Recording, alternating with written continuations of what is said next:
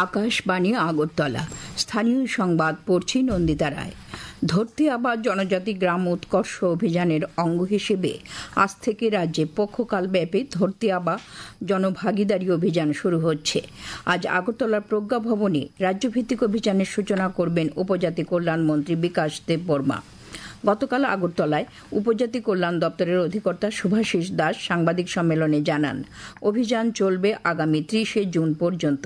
অধিকর্তা শ্রী দাস আরও জানান, ধরতে আবার জনভাগিদারি অভিযানের অঙ্গ হিসেবে আজ থেকে রাজ্যের 52টি ব্লকের 392টি গ্রামে বিশেষ শিবিরের আয়োজন করা হয়েছে। শিবিরে Aadhaar card, ration card, PRTC, Ayushman Bharat card, টিকাদান, জনধন অ্যাকাউন্ট চালু করা, কিষাণ ক্রেডিট কার্ড সহ অন্যান্য পরিষেবা দেওয়া হবে। প্রধানমন্ত্রী নরেন্দ্র মোদী আজ সাইপ্রাস, কানাডা এবং ক্রোয়েশিয়া এই 3 দেশ সফরের উদ্দেশ্যে রওনা হবেন। প্রধানমন্ত্রীর 3 দেশ সফর শুরু হবে সাইপ্রাস দিয়ে, যা 2 দশকেরও বেশি সময় পরে কোনো ভারতীয় প্রধানমন্ত্রীর প্রথম সাইপ্রাস সফর হবে।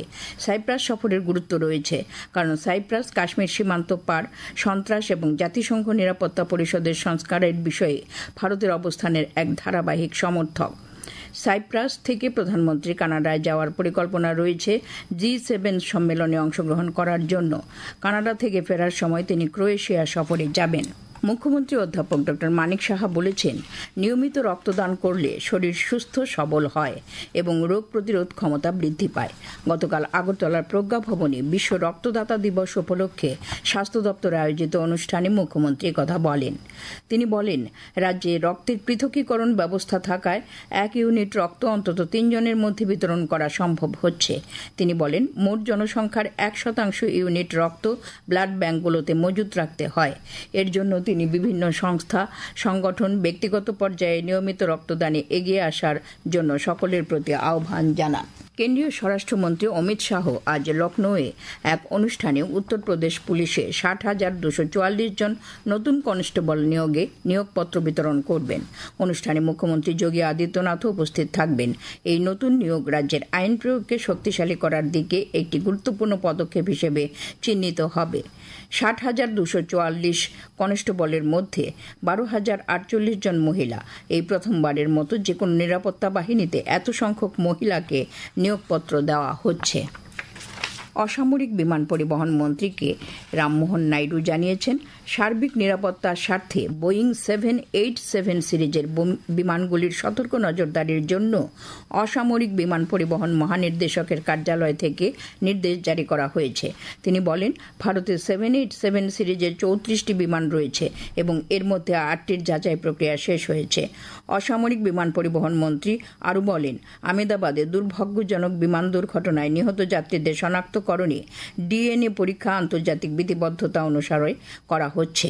এই দুর্ঘটনায় সরকার ক্ষতিগ্রস্তদের পাশে সর্বাত্মকভাবে থাকবে। এদিকে আহমেদাবাদে বিধ্বংসী এয়ার ইন্ডিয়ার বিমান দুর্ঘটনায় মৃতের সংখ্যা 254-এ পৌঁছেছে।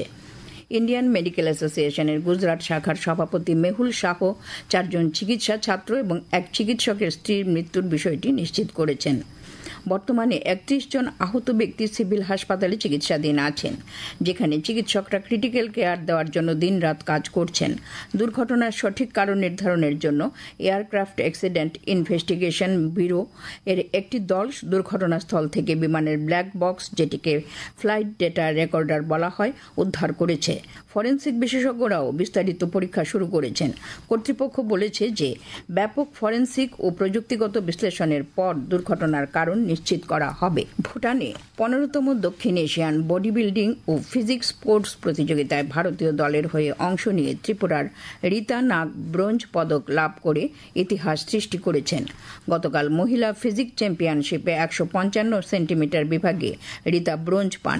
এটি রাজ্যের ইতিহাসে বডি বিল্ডিং ও মহিলা ফিজিকে প্রথম আন্তর্জাতিক পদক।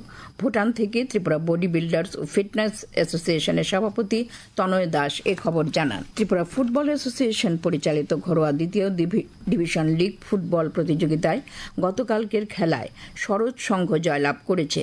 উমাকান্ত মিনি স্টেডিয়ামে বিকালে অনুষ্ঠিত খেলায় সরোজ সংঘ 3-1 গোলে ত্রিবেণী সংঘকে পরাজিত করে। আবহাওয়ার খবর। আজ দুপুর পর্যন্ত আবহাওয়ার পূর্বাভাসে জানানো হয়, আকাশ সাধারণত মেঘলা থাকবে। বজ্রবিদ্যুৎ সহ বৃষ্টিপাতের সম্ভাবনা রয়েছে।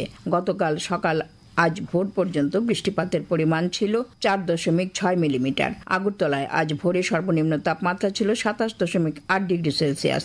দিনের সর্বোচ্চ তাপমাত্রা থাকবে 33 ডিগ্রি সেলসিয়াসের কাছাকাছি। স্থানীয় সংবাদ এখনকার মতো শেষ হলো। আমাদের পরবর্তী স্থানীয় সংবাদ প্রচারিত হবে আজ সন্ধ্যা 7:55।